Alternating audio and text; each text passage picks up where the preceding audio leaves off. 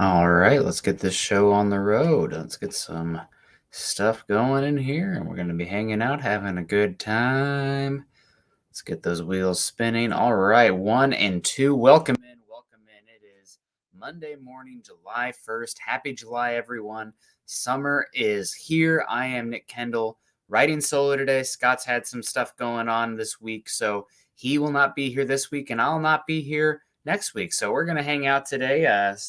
It's summertime, so ships in the night like a lot of us, but we're going to hang out, and we're going to have a little bit of short hangout today and talk about one of my favorite topics in all of football, honestly, and it's the team building process. We're going to look at the Broncos roster, do a little bit of projecting of some of the positions, and then talk maybe about some of the options in the future, maybe some 2025 draft talk. We'll see where the chat goes and everything like that. But if you're hanging out today, again, happy July to you. Hope you guys had a good June, and hope July is even better for you, and hope you're staying cool. I know it was pretty darn hot in most places in the U.S. in July, so God bless. Nothing too new to report here. I'll be going back from my parental leave on the 15th, so that is it's bittersweet. I mean, I'm excited to work again and everything like that, but man, it's crazy how fast the parental leave has dried up, and summer's going to be fun. Going to do something next week with a buddy, backpacking trip wise, and then July 24th, I'll enter the Whitney Zone and climb up to Mount Whitney, the tallest mountain in the contiguous U.S. So that'll be a lot of fun. I don't know if we've announced it on here yet, but Carl's going to be joining me for that. So that'll be, hopefully I don't kill him. Hopefully there's no more hopefully there is more building the Broncos after that. But yeah, that'll be a lot of fun. And let's say hello to some people in the chat talking about fun.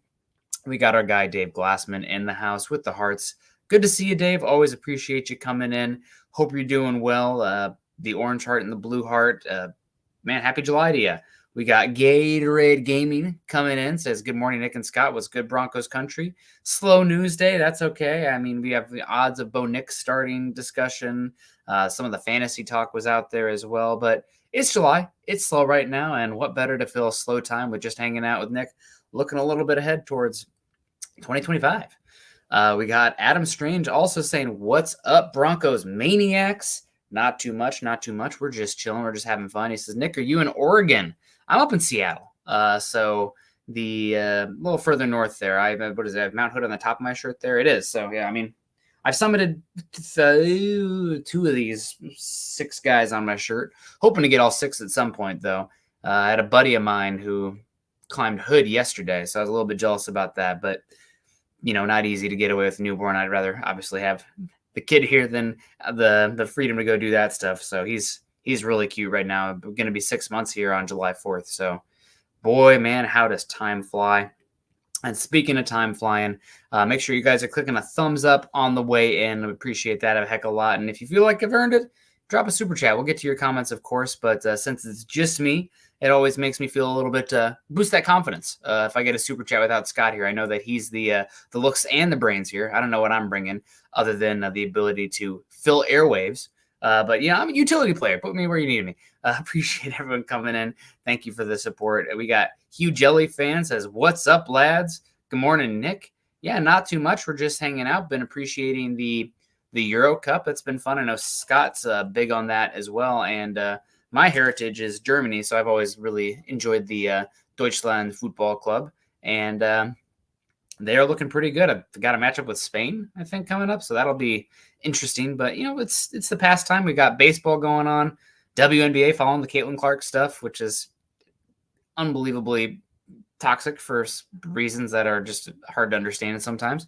And soccer. So we're gonna see what happens, and hope everyone's enjoying their July. Guys, let me know what your trips are. You guys, family time? It's vacation time. I'm telling you guys, I'm gonna head out to the San Juan Islands here also, and that my mother-in-law comes into town today. So I'm very fortunate. I know there's always jokes, the mother-in-law, the in-laws, whatever. I really like my mother-in-law, so that's great. And we're gonna head off to San Juan Island, which is this little chain of islands in the Salish Sea. It's kind of in between the peninsula, the mainland Washington, Vancouver Island, and BC, and it's really known for temperate, beautiful coastal weather, between 50 and 65 a lot, and orca whales, so many orca whales. So if you ever get a chance, if you want to see orca whales up close and personal. The San Juan Islands, beautiful wineries, lavender farms, fun little rocky beaches, and cool little areas. So, and ferries between all of them. It's really just kind of a magical little spot. So, we're going to head up there in about 2 weeks. It'll be great. Adam Strange says, do the Broncos keep 3 quarterbacks? Dropping Stidham seems lucrative considering his cap hit. I think if they keep 2 quarterbacks right now, it'd be pretty shocking if it wasn't Zach Wilson that was out. I mean, Denver gave up hardly anything for him. The Jets ate a lot of the contract for him. There's only 1 year of control left with him as well. And it seems like he's pretty substantially third in the pecking order behind Nix and Stidham. Stidham has been in the system for an extra year. Stidham offers far greater stability. So I think probably if anybody was out, it would be Zach Wilson. We'll see what happens. Obviously, we still have preseason and everything that's going to ramp up to the roster being cut down to 53. It'd be awesome, I guess, if Bo Nix and Zach Wilson were so great that you were going to move on from Stidham to save the money, but it's negligible. I mean, I don't have a producer here. I'm producing and running the show, but let's just pull up Stidham's contract here for the Broncos, because I just can't imagine it being such a good get for the Broncos in terms of saving money that it would cause them to do that. So dead cap hit of $2 million. I can't even see what the savings is. They changed Spot Rack, guys. It's kind of driving me nuts. I don't know what's going on anymore. Come on, you jerks. There we go. What are they doing? Post-release first. They'd save $5 million. I mean, that's kind of lucrative, but what are you talking about? Like a Samaje Perine kind of contract there. And considering, I think it was last year we had the most quarterbacks take snaps in like NFL history with all the injuries and stuff. Having somebody stable there like Stidham is probably good for the Broncos beyond the field. I mean, he's been in the system again year 2. Peyton likes him. Webb likes him. He's got a chance to be your week 1 starter. That wouldn't be ideal. But probably if you keep 2, it's probably Wilson. Huge LA fan says Olympics right around the corner, right? Yeah, the Olympics are going to be great. I don't know if you guys saw Simone Biles' floor routine at the USA trials, but oh my, unbelievable. I used to watch that and I'm like, man, how small is she? She'd be an amazing slot cornerback. Oh my God. No. But she's unbelievable. I don't even understand how she moves like that. I mean, I couldn't do that if you had me in 0 G's. But yeah, the Olympics right around the corner as well. Hopefully that goes well. I know that Paris has been kind of in some turmoil, but France has been in some turmoil, I think. So hopefully things are okay there. We got Dan Wilkett coming in, says Bo Nix starts week 1 in Seattle and actually gets a home crowd by how the Oregon Ducks showing up in force. Dan, I think that'd be cool, but I don't know, man. You might not have people who are outright hostile to him, but there's a good amount of Husky fans out here as well. And there's a lot of people out here, a lot of Oregon fans, of course. I feel like maybe Seattle is definitely more of a Seahawk town than a Husky town. And I lived close to university, but we'll see. I think maybe it's not going to be as hostile as when Denver showed up with Russell Wilson, of course. Plus, Sean Payton always wins versus rookie first-time head coaches, so I'm not sweating Seattle. Geno Smith, LOL. I think Geno Smith is underrated. I don't know if he's an LOL guy in my opinion, but he's not a top 10 quarterback. But I think one of my favorite underrated quarterbacking games last year would have been, it probably would have been the end of November. It was a Thursday night game, and it was the Seahawks versus the Cowboys. And I might put that game on sometime just to pass time because I miss NFL and I miss awesome quarterback play. But Prescott and Smith went off in that game. It was big time throw after big time throw. So I think Geno Smith, he's not elite by any means, but I don't know if he's worth an LOL. I think he's honest. This is crazy. I don't want to get too off the rails here, but he might be one of the better bargains in terms of his contract per play compared to what you see a lot of these mid-tier quarterbacks getting paid right now. Like Geno, I don't want to do all contract stuff, but like Geno Smith for cheap compared to Brock Purdy or Tua getting $50 million a year, I might take Geno. But that's just me. We'll see how it plays out. Obviously, that might look hella stupid in a few years, but you never know. But thanks, Dan. I think, it'll be fun to see what happens week 1. Obviously, week 1s are not must-win games, but Denver starting fast, kind of stealing a game on the road. I'll imagine Denver will probably be 4.5, 5.5 point dogs against Seattle on the road. But Seattle's making it, changing it up. We'll see what Mike McDonald does there. Really good defensive coordinator. What a meteoric rise from him as well. He's done a great job with Michigan and then the Ravens. So we'll see what happens with him in Seattle. But should be a interesting game and one that Denver has a fighting chance in, of course. Hugh Jelly fan comes in and says Nick Stidham seemed like a likely scenario with Wilson on the practice squad. I do think that's possible. I think that's definitely possible. And also it's 2 years, $10 million. Yep, and they can save $5 million from moving on from $7 million cap hit this year. 2 dead, 5 savings. So that's where we're at with Stidham's contract. They'll probably keep him. I think they'd probably keep him. Colin Wood says, really looking forward to the breakdancing competition in the Olympics. I don't know anything about that. Honestly, I've always been a little bit more a fan of the Winter Olympics, but I mean, it's not the athletes in the summer one are definitely better. I just like 10,000 different ways to slide, curling especially. I mean, God, what a great time to have that be an Olympic sport. How fun. But getting into it, guys, talking a little bit, looking ahead to the Broncos' future offseason. I know we're still in the midst of this one, but the fun stuff has ended. You know, the moves have ended. The draft's over. We're just kind of biding our time, hoping people stay out of trouble and no injuries occur for the Broncos as we ramp up to the start of the regular season. But yeah, we have the Denver Broncos. Obviously, this is a team that is in cap trouble right now, of course, with the Russell Wilson moving on from him. Most of the onus of the dead cap hit will be this season, but not next year. So that's good. You have a little bit of flexibility next season. And you also don't have too many big contracts on the books in 2025. Sutton will still be here in theory, but we'll see what happens with his contract. Bowles is off the books at that point. You're going to have Alex Singleton off the books at that point. Yeah, you're going to have questions on guys like Surtain, who you still have contractual control over, but you probably want to give him a new deal by that point. And you'll have questions with guys like, Quinn Miners. I think Tim Patrick's contract will be over by that point. So really, you're going to have a chance to turn the page after this season. It's something Scott and I and Carl have been talking about for months now, just how the roster is set up.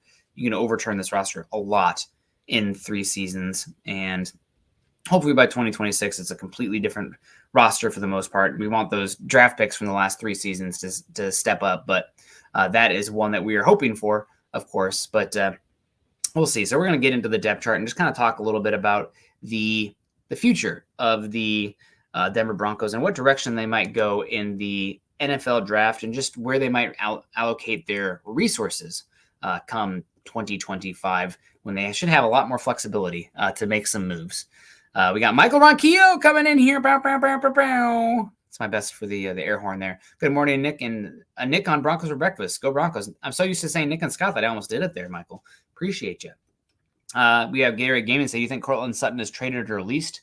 I think he's going to be a Bronco this season. If things get off the rails this year, or he doesn't have a good year in this offense, or, he's still demanding a lot, but Denver is looking to move on, I could see Denver moving on from him next year. But right now, I think that he is going to be here for 2025 or 2024, excuse me.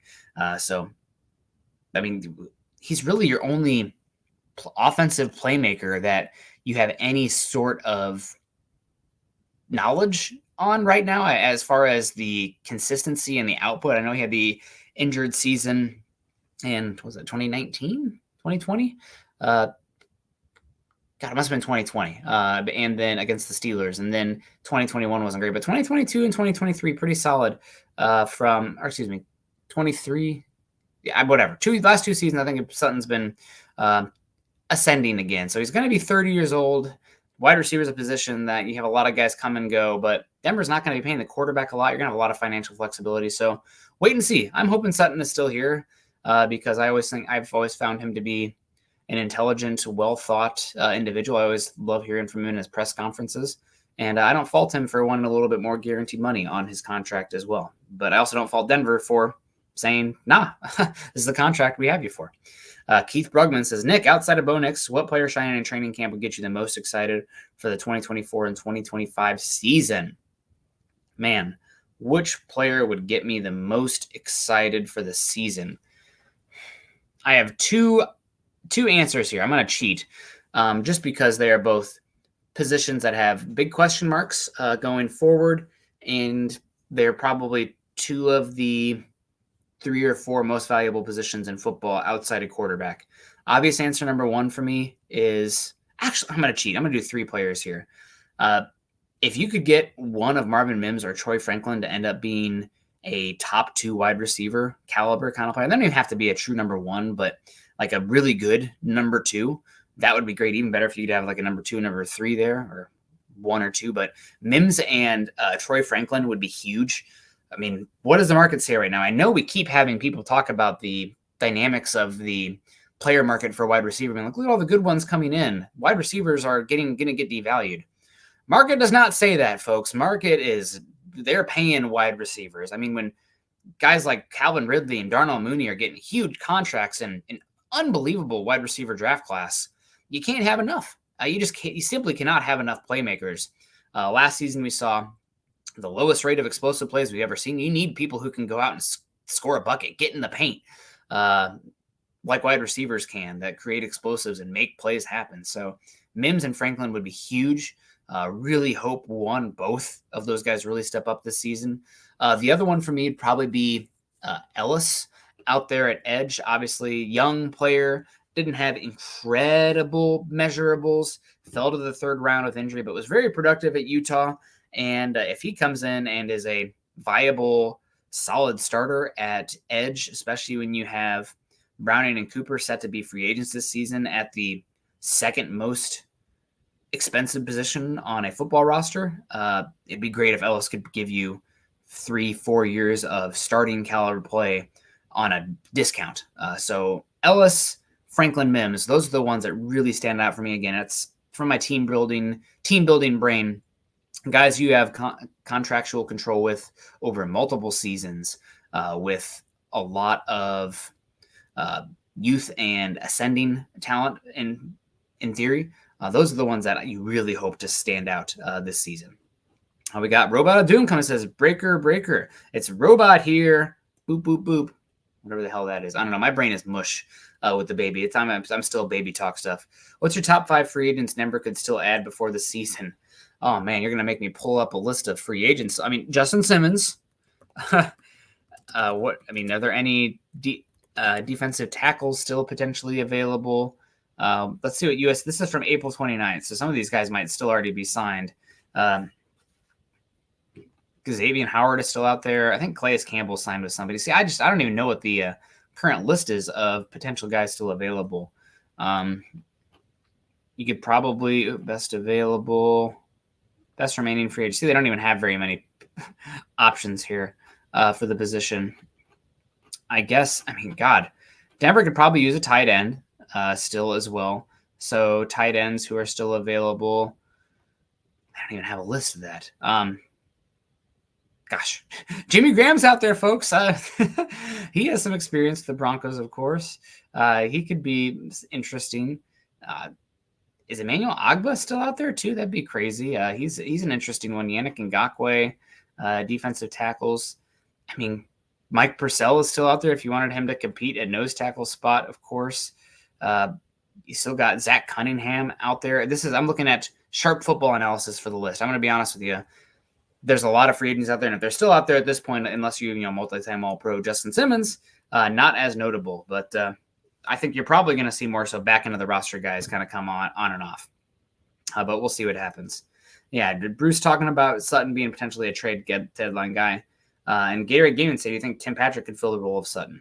They're different players. They're both big body guys, but Tim's a little bit, when he was at his best, wasn't as much of the aerial contested catch acrobat that Sutton was, but had a little bit more straight line linear ability as well. Also, Sutton in his heyday had a little bit more yak ability. That's something I feel like in theory, he lost coming off of his ACL, but some of that could be the inaccuracies in the timing and placement of the quick game in the Russell Wilson era. So that is one that is interesting.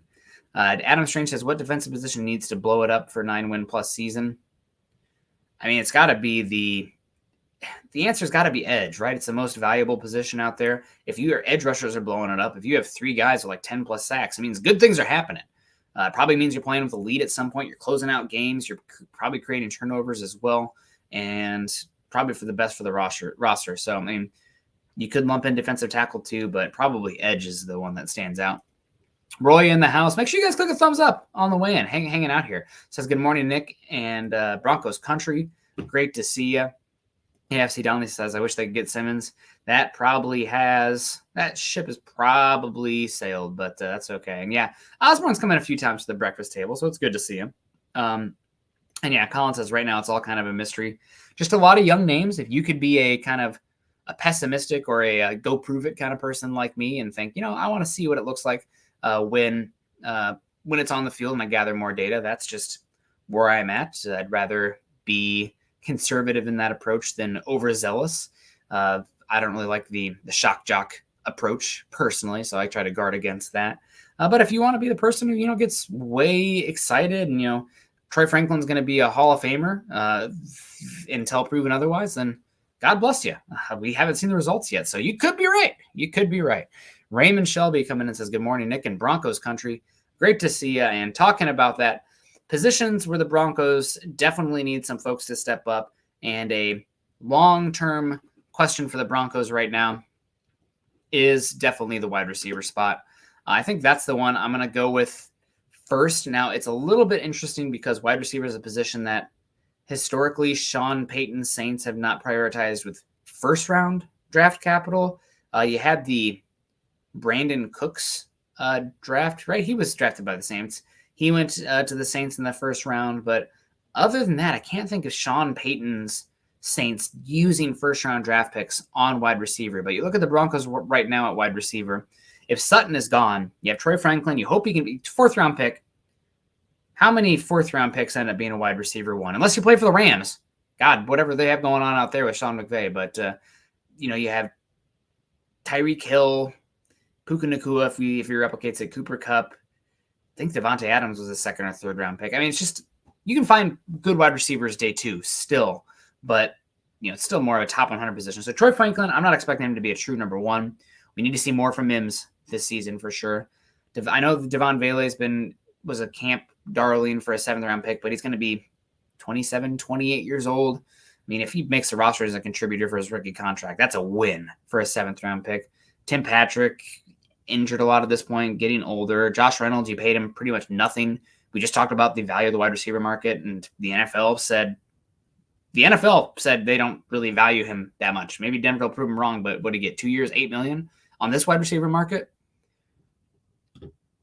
I don't think that's a great indicator for a true difference maker. Utility piece, guy I'm happy to have here, no doubt, but not a difference maker, not long-term at least. And after that, I got some guys like Brandon Johnson, Jalen Virgil. So wide receivers one that really stands out for me again. Is that going to be a position that Sean Payton prioritizes?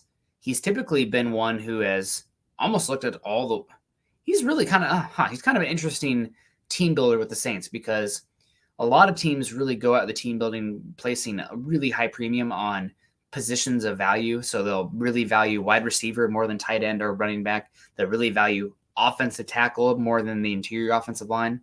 Sean Payton's team haven't really done that. They valued interior offensive line a lot, and they valued running back and tight end a lot. Now, granted, not running back and tight end to the extent where you saw them, I guess running back, because you had Mark Ingram and Reggie Bush with Sean Payton, right? That was the first year with Sean Payton. But I think he's just looking for guys that are difference makers, regardless of the position of value. Not always the best strategy, but it worked out for Sean for the most part. But talking about it, wide receiver-wise, I think odds are pretty good. Denver's not going to go out there and pay a free agent wide receiver to come in. I think it's probably more likely you're going to see a big guy. They'll use a pick or keep Sutton rather than pay a wide receiver big money on the open market. But there are some good wide receivers this upcoming draft class. I don't think next year's class is even close to the 2023 class, but it is an interesting class. I really like Tatoria, I can't pronounce the name, McMillan from Arizona, 6'5", 215 pounds. He is really impressive. Most people, everybody in the draft community knows Luther Burden at Missouri, really twitched up player, had a great year last year for Missouri. After that, though, there's a little bit of a drop. We'll see what happens with Isaiah Bond at Texas. He's very fast. Egbuka at Ohio State, injured last season. Very talented player, but fell off. Evan Stewart at Oregon. Trey Harris, one I really like. I thought he maybe would come out last year. So it's I don't think it's an awesome wide receiver class on the surface right now. It falls off a little bit, but wide receiver has got to be up there for the Broncos. And that's one that I'll be interested in seeing what happens. With the Broncos, we got, I don't know if we said hello to Raymond Shelby yet, but good to see you. The FC Downey says, I'm looking forward to seeing Vele in preseason. Yeah, he's in my book, he's in competition with like Brandon Johnson, Jalen Virgil. He's going to have to provide special teams value to make the roster, but we'll see. Mr. James comes in and says, Geno started his career like Zach Wilson. Mentioned if we let Zach Wilson go and he goes to a team and wins like Geno Smith. That would be unfortunate for the Broncos. Sean Payton talked a little bit about, making sure you don't let the wrong guys go. So if that's the case, hopefully they would see that in Zach Wilson. So far, it doesn't sound like Zach's been great in camp, but hey, man, he's got a good arm. He's a elastic, quick arm can throw off different platforms with velocity. So we'll see. It's been more so the mental stuff and the pocket stuff with Wilson. So who knows, man? We got Robot Doom. What's your favorite Broncos season that wasn't a Super Bowl appearance? I mean, 2012 was really fun in the regular season, especially when they went on that tear towards the end. The excitement with Peyton Manning, Von Miller really stepping up. Probably 2013 too. I know some people might say the Tebow years, but those games were excruciating, and it brought kind of some interesting fandom that I didn't always appreciate. But that was had to either be 2012 or 2013 for the Broncos for sure. Those were the ones that stand out for me. Maybe I'm showing my age there. Ernie Mays says, "Hello, Nick. Go Broncos country only. Go Ernie Mays only. Appreciate you coming in. I hope you're doing well." So wide receiver definitely is a position that I think is very high for the Broncos in terms of the need, just where the roster is at. But with the caveat that we're on Troy Franklin and Marvin Mims watch. That could change the formula a good bit, depending on how those guys do. Of course, and Courtland Sutton as well. After that, I'd be remiss if we didn't talk about offensive tackle. Denver has not drafted an offensive tackle to play offensive tackle since the 2016 draft. Now, they did draft Alton Reisner in 2017, and he played tackle at Kansas State, but he was never going to play tackle at the NFL level. So tackle makes sense. Garrett Bowles, soon to be a free agent. There was talk of him being out the door this season early on, and obviously if Denver really valued him, they probably would have given him a new contract, lowered his cap hit this season to keep him on the books later down the line. Denver didn't do that. So offensive tackle really makes sense, specifically left tackle. Of course, Mike McGlinchey's still going to be here. I know some people won't love that, but that's just kind of where we're at with everything with McGlinchey right now and how the contract's set up. Hopefully he can stay healthy and is better this season. But as far as offensive tackle goes for the Broncos in the draft, there are some pretty good offensive tackles out there, but the two that have mainly been given the flowers early on that could end up being top 10 picks, and Denver right now is a Vegas odds to pick in the top 10. But Will Campbell at LSU, really, really talented, great size. I wouldn't be surprised at all if he ends up a top 5 pick. And Kelvin Banks, a little bit short for the offensive tackle size at 6'4", but really good at Texas as well. I mean, Texas has a lot of good players and athletes. They've been recruiting well. We'll see what they do in the SEC, but they're pretty interesting and fun out there this season. After that, I feel like it drops off a little bit. We'll see. There could be some guys that step up. Of course, Oregon's got a couple offensive tackles that are interesting. It always feels like teams like Georgia, Ohio State, Alabama, just given their recruiting pedigree and how talented they are, guys get phased out, and then all of a sudden it's another 5-star that steps in who's like, 6'6", 330 pounds. And I was like, oh, he moves like that. He might be pretty good. So we're always on watch for those blue blood programs for those positions like offensive tackle and defensive line. That's the next one as well. So we'll get into it here. We got Gabe says the 2012 team was the best team that year. We got Rob, the Ravens game, rigged for Ray Lewis. I don't know if it was rigged for Ray Lewis, but I do have some questions about Bill Vinovich. If you have any questions about that too, go check out Peyton Manning's career record with different referees being the lead ref. And he's like way above 500 against everybody. And then there's Bill Vinovich, which is weird. Outlier. for sure on that one. And when you're kind of an outlier against the data, that should maybe draw some questions for me, at least, not to be a conspiracy theorist. Mark Kennedy says, I think Denver's waiting for after the preseason. If the contract situation doesn't suit out, somebody's going to want a wide receiver after preseason. Maybe, Mark. The thing with me is that you're going through all this stuff, getting chemistry out there, working with Bo Nix, a young quarterback who, let's be real, this season sinks or swims. Not on the Denver Broncos record, not on anything. It's Bo Nix needs to become a franchise quarterback with a transcending ability that projects into the top 10. Maybe that's a lofty one to know this season, but you need to know that you have a franchise quarterback who's viable rolling the dice again with next season and building around. So it's pretty hard to do that. I mean, if your wide receivers were Marvin Mims, Troy Franklin, Josh Reynolds, Tim Patrick, with Adam Troutman and Javonte Williams on one leg as your pass catchers, it's going to be freaking hard to evaluate your quarterback. So not that Sutton's, a superstar, but he's a top 20, 30 wide receiver in football, probably closer to 30 than 20, but he's good. He's good. So, and for that reason, with 2 years of control left, Denver shouldn't just be trying to get rid of him for nothing. So they got to get some value for sure from him or hold on to him.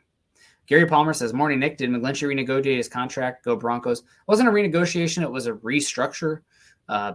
So they have lower cap hit this season, but more money guaranteed down the line. So it's harder to get rid of him sooner, but lowers the cap hit this season. They did that with all three of their big signings from 2023. So I didn't really love them doing that specifically with McGlinchey because his injury history, his play last season, I would have preferred to pay him a little bit more this year to keep flexibility down the line. But I get it. I mean, all this kicking the can down the road stuff and void year stuff, it looks good on paper because the NFL salary cap and the NFL keeps making money. But with this antitrust thing with the NFL Sunday ticket that just happened, are we going to see ramifications on salary cap? Are we not going to see the cap grow next year? Does that change the formula and everything? I don't know. We're going to see.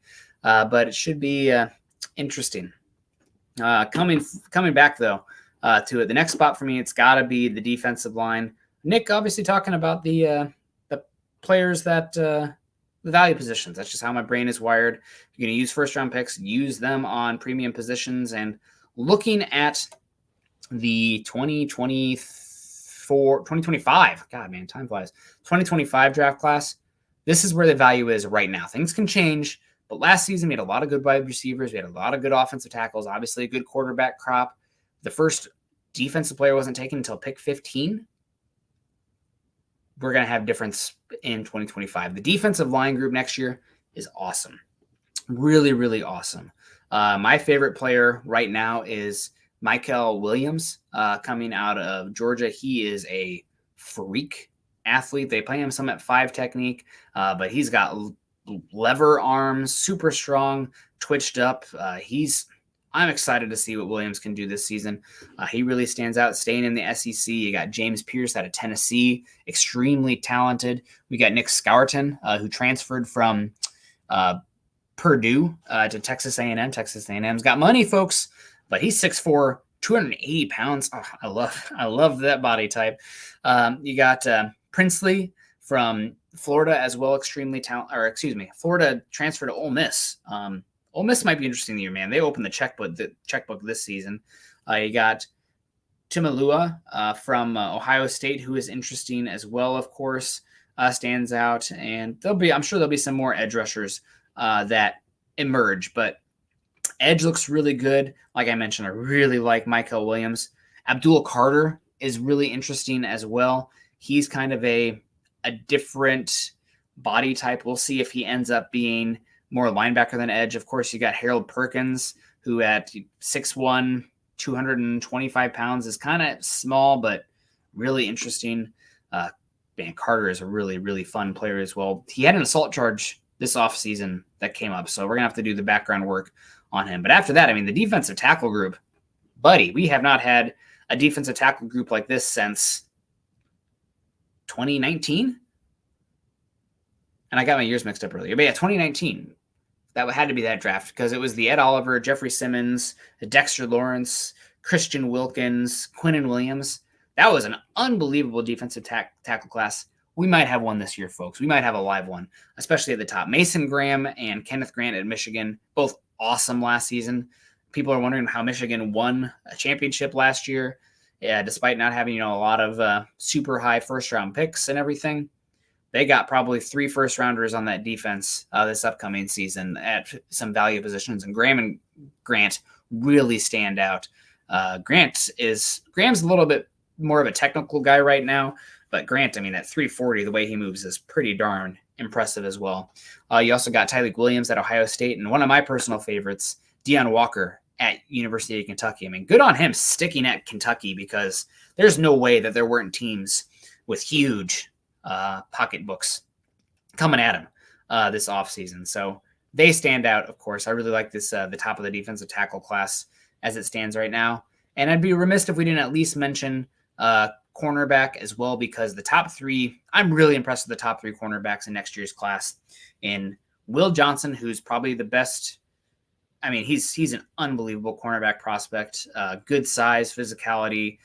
Travis Hunter, of course, a little bit of wide receiver, cornerback ability there as well. I think a little bit better athlete than Will Johnson, but Will brings a physical aspect that I don't see in Travis Hunter.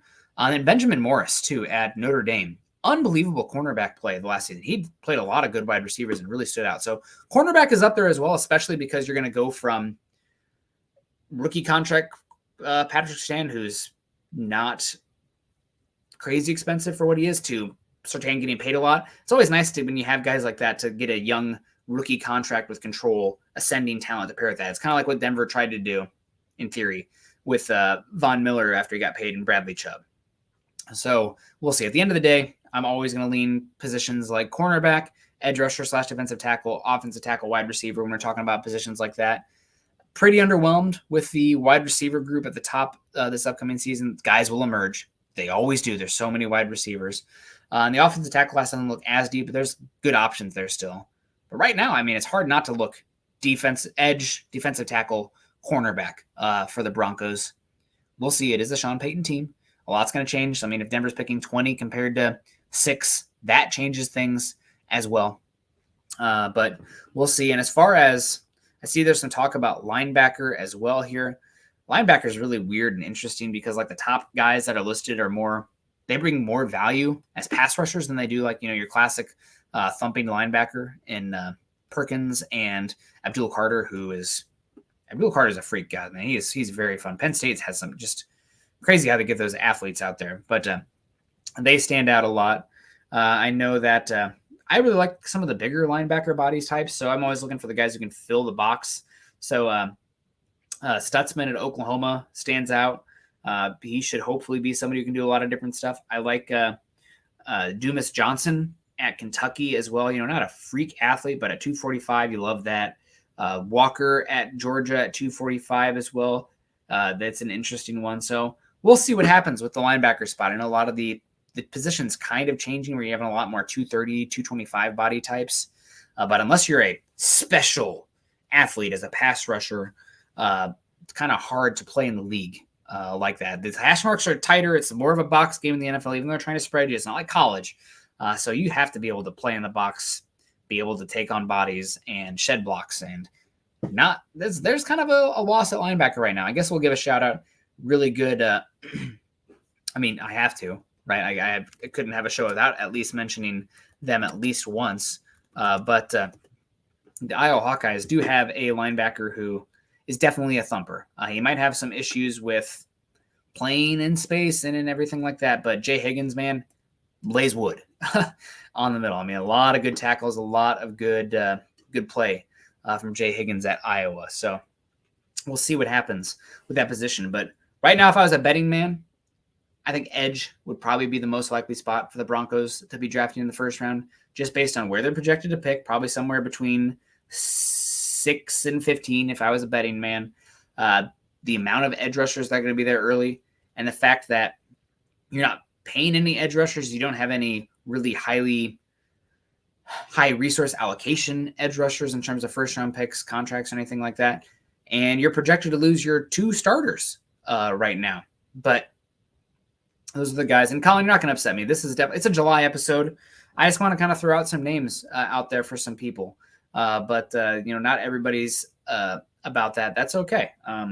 I always kind of look at the landscape, and hopefully some of the big freaks out there will get, this will start to get them a little bit excited. Oh, I remember Nick talking about that guy. If it means you tune in on October 12th is going to be an unbelievable day of college football. But, you tune in and kind of check out some of these guys as well. But right now, again, just how the landscape sets up, cornerback is up there. I think the top 3 this year blow all the other cornerbacks out of the class from last year's class. And then edge rusher and defensive tackle. Those are the spots. Denver has questions there. Long-term, the only guy that's a building block on the interior defensive line right now is Zach Wilson. You're losing your top 2 starters at edge next season. If there was a better wide receiver or offensive tackle available, then, you got to do that. But playing the odds for how the class is stacking up, edge rusher and defensive tackle, got to be one. And I'm biased. You guys can have maybe different opinions there. After quarterback, nothing is as valuable to me as the defensive line. But it'll be interesting to see. And I think if I was a betting man, that's where I'd be at right now. But appreciate it, Colin. You're not going to upset me. That is okay. Jay says 3 more weeks, y'all. I don't know what's happening in 3 weeks, but God bless you. I will be 1, 2, 3. I'll be out in 3 weeks for a few episodes, but that's okay. We're going to hang out. Keith says, if you're looking at the upcoming draft class, where will we need to go in free agency? I think free agency is best served to pay positions that are not premium spot. I think you can get better talent for cheaper if you're not paying the premium spots in free agency, because teams let their good linebackers, their good safeties, their good tight ends, their good interior offensive linemen hit the market all the time in free agency. They don't let their young second contract cornerbacks, wide receivers, quarterbacks, defensive line typically hit the market. It's pretty rare to see that happen. So if I'm looking at the Broncos next season, where they could spend some money, you could probably get a second-tier interior defensive lineman, probably get a linebacker as well. We'll see what happens with safety. That's a spot. Opposite of Jones right now, it's a question mark.